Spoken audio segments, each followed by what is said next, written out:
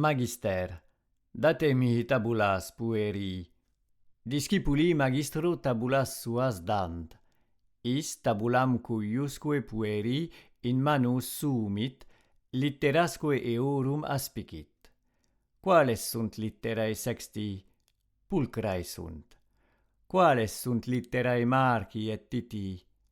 Litterae eorum foedae sunt, at vix legi possunt. Magister suam queque discipulo tabulam reddit, primum sexto, tum Tito, postremo Marco. Atque pulcre et recte scribis sexte, inquit, facile est tales litteras legere. At litterae vestrae Tite et Marce, legi non possunt. Fuede scribitis pigri discipuli. Magister Titum et Marcum severe reprehendit. Titus, certe pulcherimae sunt litterae sexti, sed meae litterae pulcheriores sunt quam Marci. Magister, reddite mihi tabulas Tite et Marce. Titus et Marcus tabulas suas reddunt magistro, qui eas simul aspicit. Magister litteras Titi comparat cum litteris Marci, et litterae vestrae inquit, aeque foedae sunt. Tu, Tite, neque pulcrius, neque foedius scribis quam Marcus. Titus, at certe rectius scribo quam Marcus. Magister, facile est rectius quam Marcus scribere, nemo enim pravius scribit quam ille.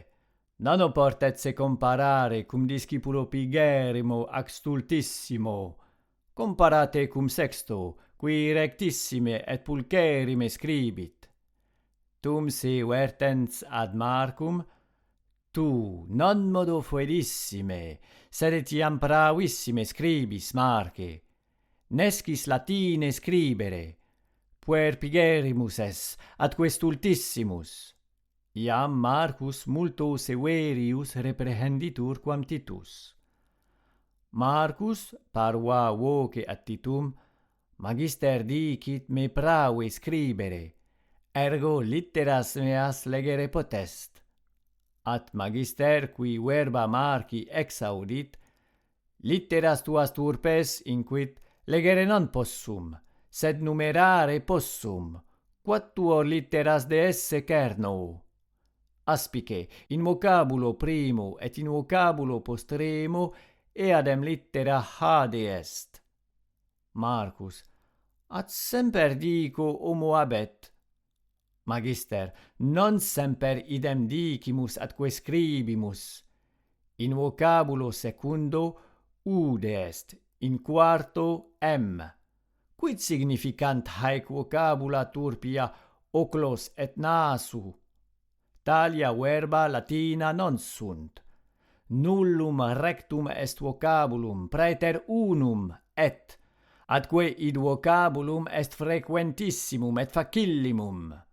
Quattuor menda in quinque vocabulis. Nemo alter in tam brevi sententia tot menda facit.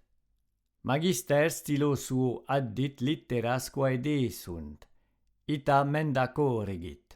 Tum vero, nec solum inquit prave et turpiter, sed etiam nimis leviter scribis, has lineas tenues vix cernere possum, nec esse est stilum gravius inceram premere. Discipuli incera scribunt, nam tabulae eorum cera operiuntur.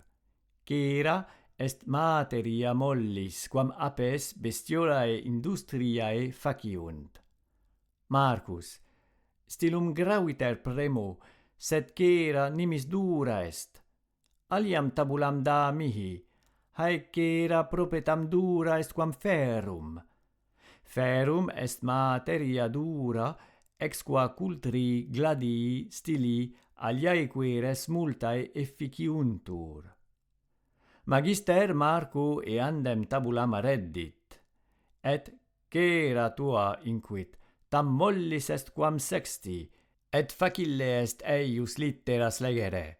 sume tabulam tuam, et scribe ha litteram decies.